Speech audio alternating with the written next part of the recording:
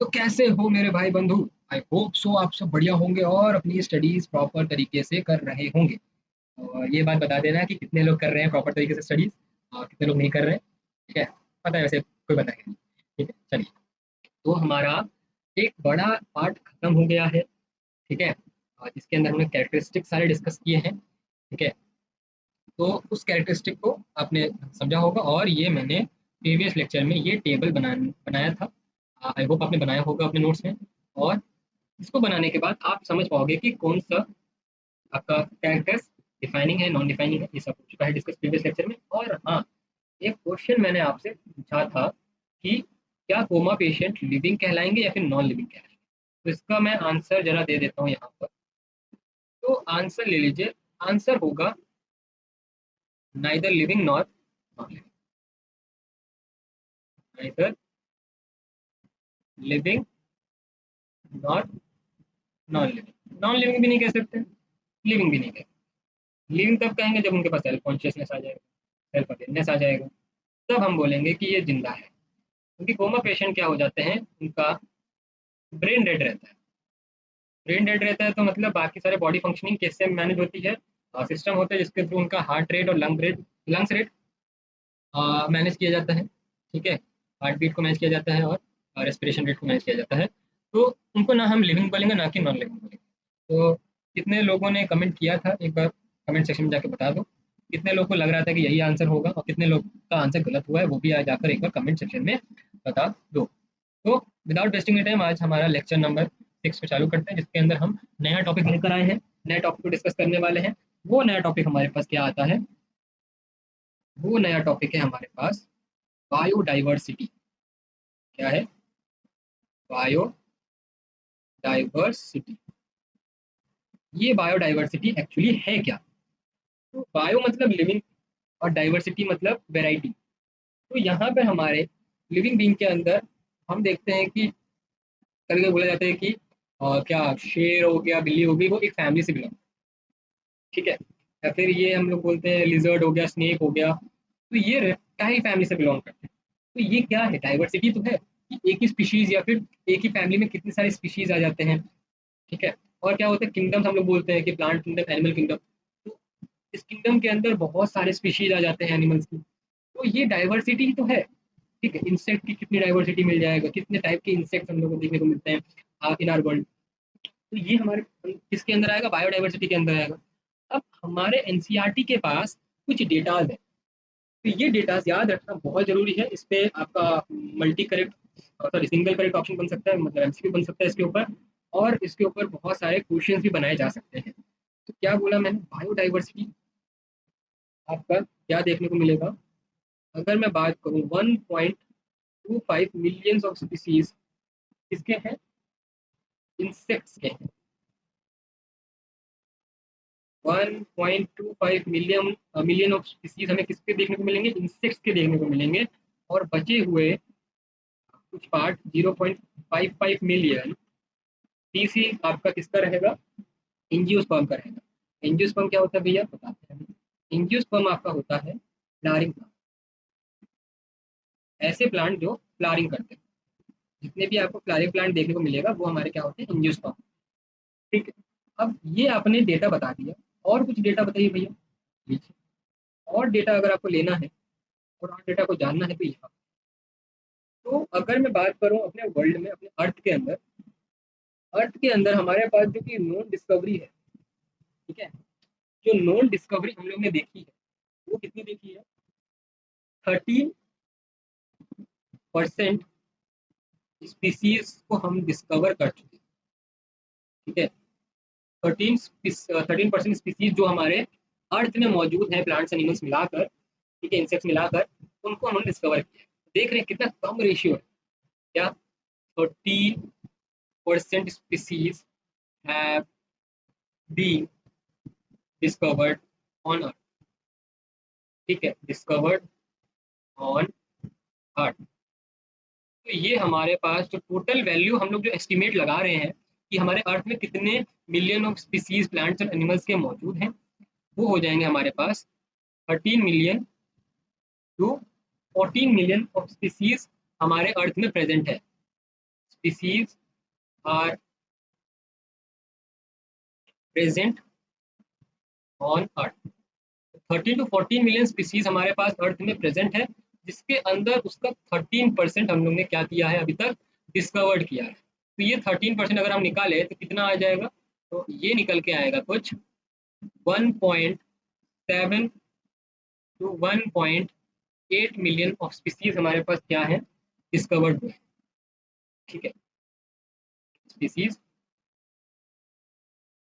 Discovered हुए हैं। देख पा रहे हैं कितना कम हम लोग ने अभी तक डिस्कवर किया है। तो there are lots of more to discover on earth about species. तो जितने भी स्पीसीज हैं ये भी बहुत कम नहीं, बहुत ज़्यादा है। ठीक है, तो साइंटिस्ट हमारे लगे पड़े हैं और सारे नए नए खोज होते रहते हैं, नए नए स्पीसीज की डिस्कवरी डेली होती रहती है, उनका नामकरण भी किया जाता है। अभी हम भी देखेंगे नामकरण कैसे होता है। ठीक है, तो ये हमारा बात हो गया बायोडाइवर्सिटी के बारे में। अब उसमें भी आप देख पा रहे हो कि सबसे ज़्यादा पोर्शन किसका है, इंसेक्ट्स का है। 1.25 मिलियन ऑफ स्पीसीज हम इंसेक्ट्स की है। तो they are dominating on earth. ठीक है, क्या कर रहे हैं, डोमिनेट कर रहे हैं अभी तक स्पीसीज की दुनिया में। ठीक है, तो अब चलते हैं हमारे पास कुछ टर्म्स को डिस्कस करते हैं। तो वो टर्म्स को डिस्कस करते हुए हम चलते हैं अपने नेक्स्ट स्लाइड में। नेक्स्ट स्लाइड में इसके बारे में हम डिस्कस करते हैं। तो यहाँ पर हमारे पास जो टर्म आ रहा है उसके लिए हम पहले टेबल बनाएंगे। टेबल के अंदर ही हम सब डिस्कस करेंगे। ये मैंने थोड़ा सा बड़ा सा टेबल, ये बड़ा सा टेबल, इसके अंदर हम करेंगे क्या, लाइन का खिंचाव। ये मैंने खींच दी लाइन,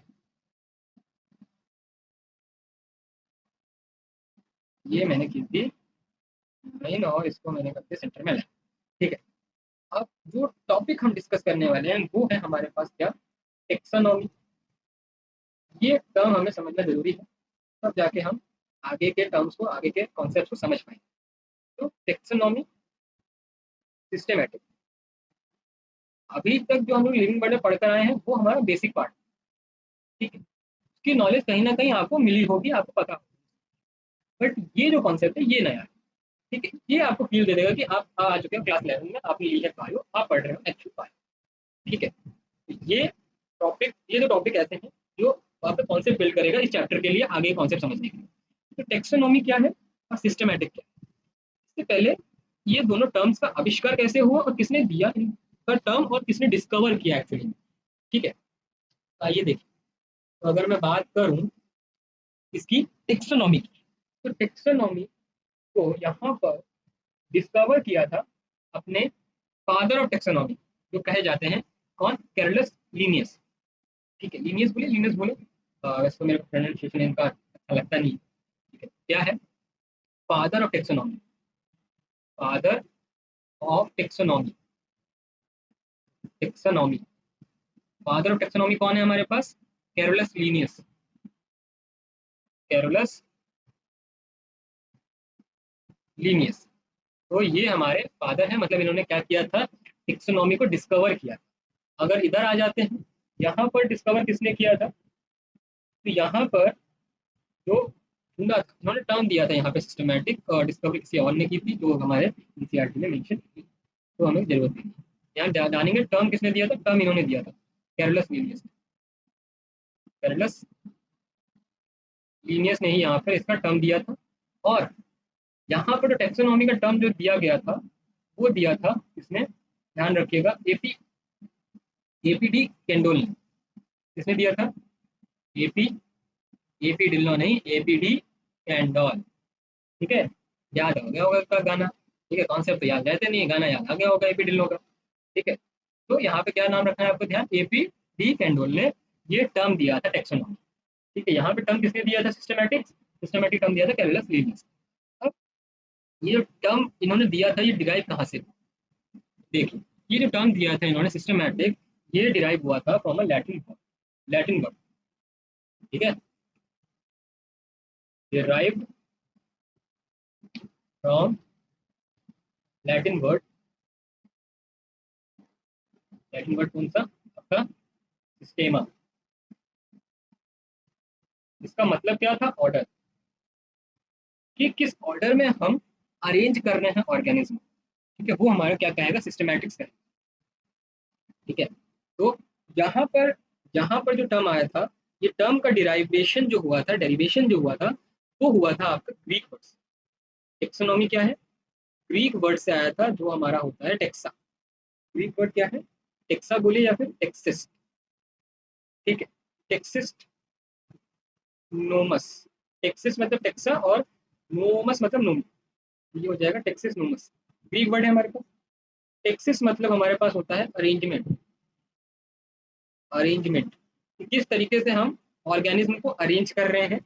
और नोमस मतलब रूल्स, क्या रूल्स एंड रेगुलेशन को ध्यान में रखकर हम ऑर्गेनिज्म को अरेंज कर रहे हैं एक पर्टिकुलर ऑर्डर के अंदर, जिसको हम क्या बोले, सिस्टमैटिक्स बोलते हैं। ठीक है, टेक्सोनॉमी सिस्टमैटिक आपस में कनेक्टेड। ठीक है, टेक्सोनॉमी में हम क्या कर रहे हैं, रूल्स एंड रेगुलेशन को फॉलो कर ऑर्गेनिज्म को अरेंज कर रहे हैं इन अ डिफरेंट ऑर्डर। ठीक है, क्योंकि अरेंजमेंट के बेसिस में हम ऑर्डर वाइज को अरेंज करते हैं।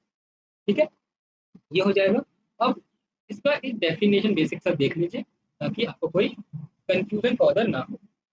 तो यहाँ पर क्या हो जाएगा, branch of science, branch of science which deals with which deals with the law, of arrangement of organism। ठीक है, deals with the arrangement of organism। ठीक है, ऑर्गेनिज्म का अरेंजमेंट कैसा हुआ है, और या फिर उनको क्लासीफाई कर, अलग अलग क्लासिफिकेशन को ग्रुपिंग करना और अलग करना। ठीक है, ग्रुपिंग क्लासिफिकेशन, क्लासिफिकेशन, तो ये हमारा डेफिनेशन किसका हो जाएगा, टेक्सोनॉमी का। अब सिस्टमैटिक्स में देखिए ये कैसा टर्म है। ये टर्म हमारा जो एनसीईआरटी बोलता है, ये एक ब्रॉडर टर्म है। ठीक है, ब्रॉडर टर्म है, मतलब बहुत सारे ग्रुप्स ऑफ ऑर्गेनिज्म इसके अंदर आ जाएगा। ठीक है, ब्रॉडर टर्म है, ब्रॉडर टर्म के लिए हम इसको यूज कर रहे हैं। यहाँ पर क्या हो रहा है, organism are compared on the basis of their evolutionary history. Systematic में हम लोग जो ऑर्डर में अरेंज कर रहे हैं, किस ऑर्डर में, किस कंपैरिजन के बेसिस में हम इनको अरेंज कर रहे हैं। तो देखिए यहाँ पे क्या बोला मैंने, here organism are compared compared on the basis of evolutionary history. Evolutionary history का मतलब क्या है, कि उनके पूर्वज से क्या क्या चीजें उनको मिली हैं। ठीक है, विरासत में। ठीक है, इवोल्यूशनरी हिस्ट्री क्या रह चुकी है, उनके पूर्वज कौन से हैं। तो उसी कैटेगरी में हम उसको ऑर्गेनाइज करेंगे, उनको रखेंगे और बाकी ऑर्गेनिज्म से कंपेयर करेंगे। ठीक है, यहाँ पे अरेंजमेंट हो रहा है, और यहाँ पे कंपैरिजन करके हम उसको एक ऑर्डर में अरेंज करेंगे। ठीक है, आई होप आपको इन दोनों के बीच का डिस्टिंग्विशन समझ आया होगा, और आपने इसको ढंग से समझा होगा। तो that's it for our today's lecture. ठीक है, बायोडाइवर्सिटी हमारा टॉपिक चालू हो गया है। अब नेक्स्ट पार्ट में हम देखेंगे कि ये रूल्स एंड रेगुलेशन कैसे फॉलो होता है। ठीक है, क्या प्रोसेस है हमारा सिस्टमैटिक में और टेक्सोनॉमी में। आई थिंक मैं डिस्कस कर सकता हूँ। ठीक है, एक बार इसको डिस्कस कर लेते हैं, फिर सेशन को एंड करते हैं। ठीक, तो ये वाला पार्ट भी खत्म हो जाएगा। आइए छोड़े इसको, ठीक है, नेक्स्ट लेक्चर तक के लिए। तो आइए फिर से एक छोटा सा मैं एक टेबल बना लेता हूँ, जहाँ पे हम अभी निपटा देंगे इस वाले पार्ट को भी छोटा सा ही। देखिए यहाँ पे क्या हो रहा है, क्या हम डिस्कस करने वाले हैं, प्रोसेस क्या है, किसके अंदर, दोनों के अंदर प्रोसेस डिस्कस करेंगे। किसके अंदर, दोनों के अंदर। पहला प्रोसेस हम डिस्कस करेंगे टेक्सोनॉमी के अंदर।